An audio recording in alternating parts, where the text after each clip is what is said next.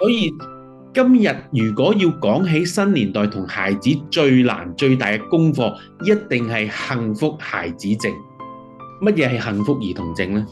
就係一個孩子，佢由細到大都被安排晒所有嘅物質，物質上面玩具啦，生活所需啦，出入有車啦，有得旅行啦，精神上面不斷嘅讚賞，不斷嘅安排學習，不斷成功，重點嚟，安排所有嘅獎項，安排所有嘅榮耀。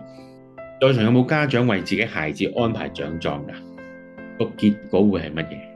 結果係通常呢啲小孩子去到17、8歲度就停止生長，佢哋就已經對呢個世界完全失去興趣，完全冇任何嘅嘢再能令到佢哋感覺到激動，然後佢哋就會被投禁喺手機度，投禁喺遊戲機入邊，因為遊戲機入邊係唯一一個能夠再令到佢感受到成功感嘅地方。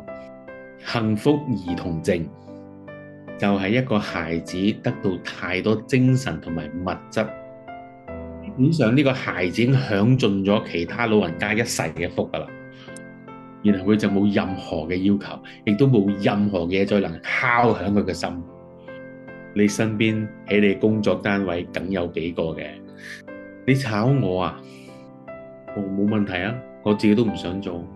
我從細到大都未吃過苦水，我唔覺得我需要吃苦。你炒完我，我都唔需要吃苦。考唔到上大學啊？有問題咩？隨緣啦。幸福兒童症，在場嘅家長，你有冇呢一個潛意識入邊嘅打算？